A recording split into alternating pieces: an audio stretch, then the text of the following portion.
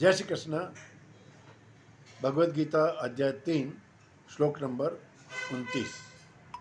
प्रकृते गुणसम्मूढाः सज्जन्ते गुणकर्मसु तान् कृत्स्नविदो मंदान् कृत्स्नविन्न विचालयेत्। भगवान ने श्लोक नंबर 25 और 26 में ज्ञानी लोगों के लिए उपदेश दिए थे कि वो जैसे सकाम अज्ञानी कर्म जो लोग हैं वो कामना पूर्ति के लिए सकाम शुभ कर्म करते हैं, उसी के अनुसार ज्ञानी लोगों को भी उनका अनुसरण करना चाहिए और उनको उसमें लगाना चाहिए।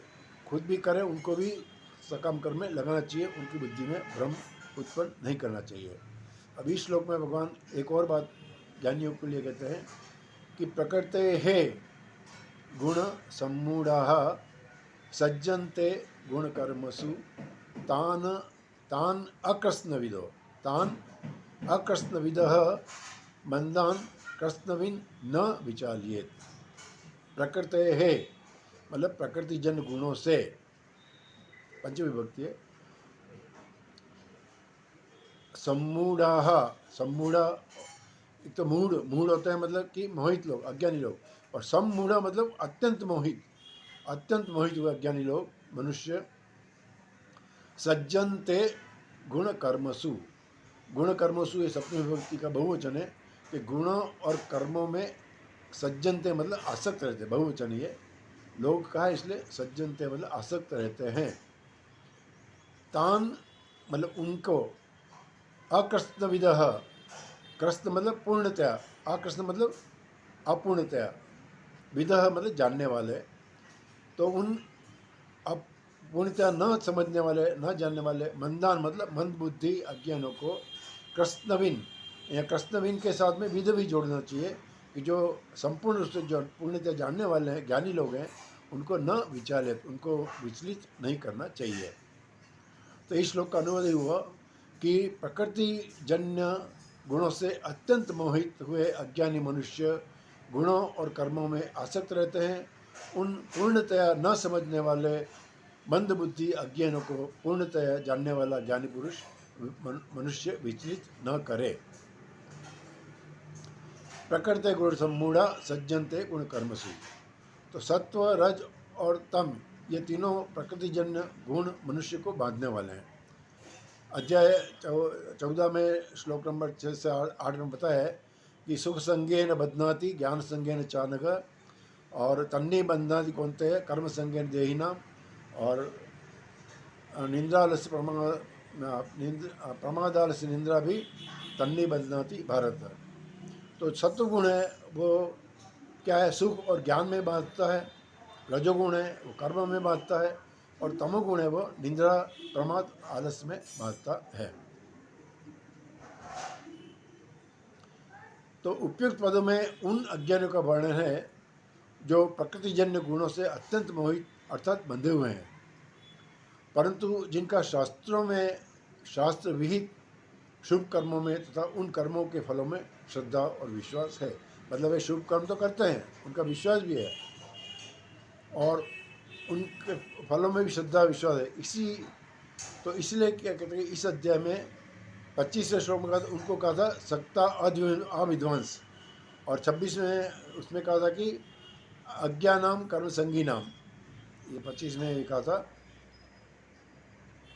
तो उनका क्या है, ये पुरुष पदार्थ कर्मों से आसक्त रहते हैं, इस कारण उनसे ऊंचे उठने की बात समझ नहीं सकते, इसलिए भगवान उन्हें अज्ञानी उनको कहा है। तान कृष्ण अकृष्ण विदो मंदान, तो तान मतलब उन पूर्णतया न जानने वाले मंद बुद्धि मनुष्यों को जो शुभ कर्म तो करते हैं, परंतु क्या नित्य निरंतर न रहने वाले नाशवान पदार्थों की प्राप्ति के लिए धन आदि प्राप्त पदार्थों में वे ममता रखते हैं और अप्राप्त पदार्थों की कामना करते हैं।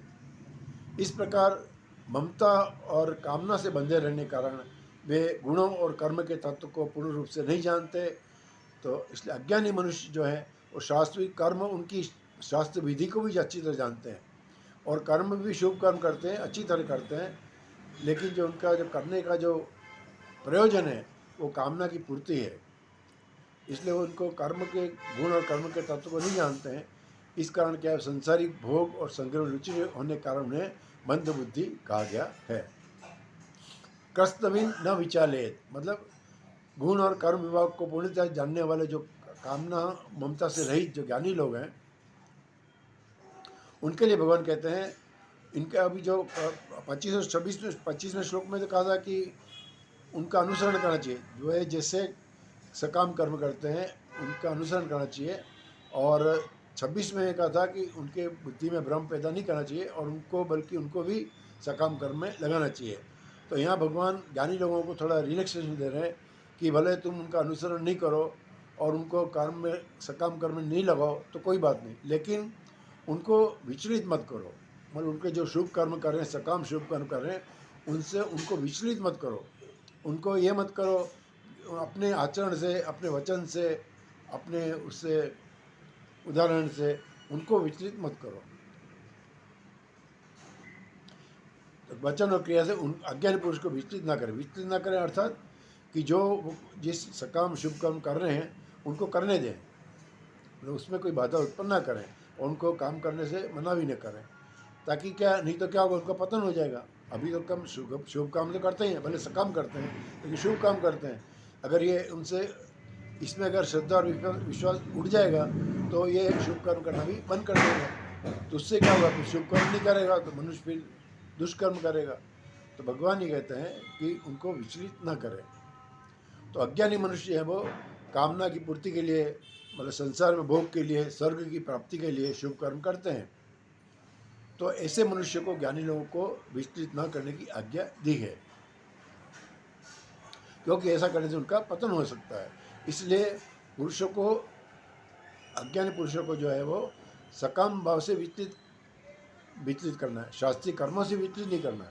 मतलब शास्त्रीय कर्म उनको करने दो, लेकिन जो उनका भाव सकाम भाव है उसको उनको समझा कि उनको ये करना है कि इससे आप बहुत ही, मतलब इतना जो कर्म कर रहे हैं उससे आप बहुत कम भगवान से मांग रहे हो, तो आप भगवान से सकाम कर्म मत करो। भगवान दाता है, वो अंतर्यामी है, वो आपको इससे भी ज़्यादा देगा, आपको जन्म बंधन से मुक्ति मिल जाएगी। इसलिए उनको सकाम कर्म करने से उनको विचलित नहीं करना चाहिए। जय श्री कृष्ण।